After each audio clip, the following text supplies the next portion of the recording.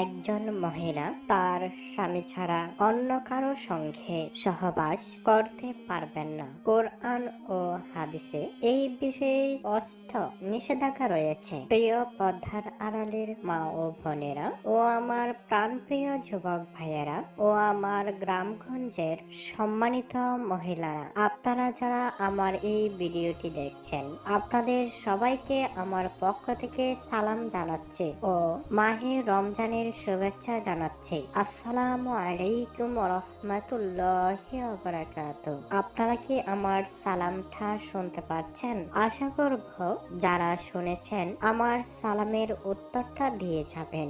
আর আমার ভয়েস কেমন লাগে কমেন্টে জানিয়ে দিবেন। ভয়েস ভালো লাগিলে কমেন্টে 1 লিখে দিবেন, ভয়েস খারাপ লাগিলে কমেন্টে 2 লিখে দিবেন, আর সরাসরি আমার সাথে কথা বলতে চাইলে কমেন্টে 3 লিখে দিবেন। আর যদি আমার চেম্বারে দেখা করতে চান তাহলে কমেন্টে 4 লিখে দিন, আমি আপনার সাথে যোগাযোগ করব। তাহলে চলুন, স্বামী ছাড়া অন্য কোনো পরপুরুষের সাথে অবৈধভাবে শারীরিক সম্পর্ক করা অষ্ট হারাম। এই বিষয়ে কোরআন এবং হাদিস কি বলে? সূরা আল ইসরা 32 নম্বর আয়াত। আমি আবারও বলছি, সূরা আল ইসরা 32 নম্বর আয়াত। আল্লাহ তাআলা বলেন, আর ব্যভিচারের নিকটও যেও না, নিশ্চয়ই এটা অশ্লীল কাজ ও খুবই মন্দ পথ। সূরা আল মুমিনুন 5 থেকে 7। আমি আবারও বলছি, সূরা আল মুমিনুন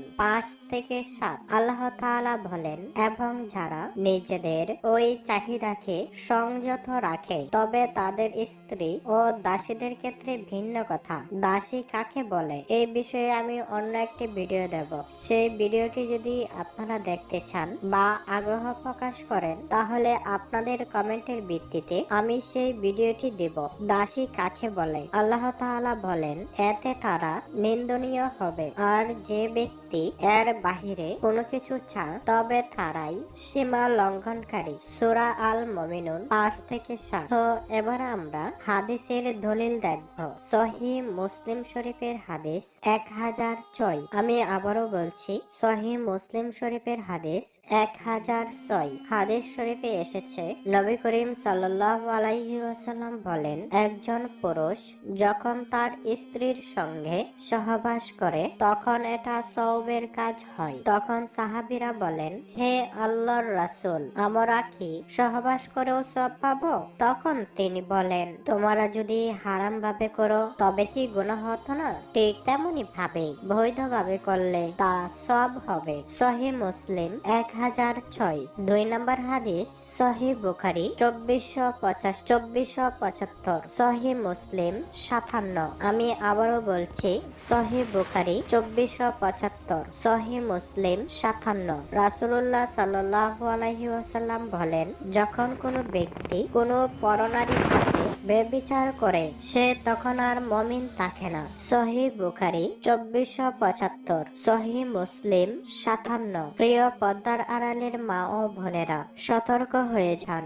যারা এরকম আছেন, জীবনে একবার করে ফেলেছেন, এখনই কাটিমনে তওবা করুন, আল্লাহ তাআলার কাছে অনুতপ্ত হন। হে আল্লাহ, আমি তো জীবনে শয়তানের ধোঁকায় পড়ে নিজের উপর জুলুম করে ফেলেছি, বাকি জীবনে আর এই পাপ করব না। আল্লাহ তাআলার কাছে কান্নাকাটি করুন, বেশি বেশি তওবা পড়ুন। আস্তাগফিরুল্লাহ রাব্বি মিন কুল্লি যামবি ওয়া আতুবু ইলাইহি, লা হাওলা ওয়ালা কুওয়াতা ইল্লা বিল্লাহিল আলিয়্যিল আযীম। আস্তাগফিরুল্লাহ আল্লাযী লা ইলাহা ইল্লা হুয়াল হাইয়ুল কাইয়্যুম ওয়া আতুবু ইলাইহি, লা হাওলা ওয়ালা কুওয়াতা ইল্লা বিল্লাহিল আলিয়্যিল আযীম। মহান আল্লাহ তাআলা আমাদের সকলকে এই অশ্লীল পাপ থেকে বেঁচে থাকার তৌফিক দান করুন। সকলেই কমেন্টে মাত্র 3 বার আমিন লিখুন। কে জানে কার আমিন কবুল হয়ে যায়।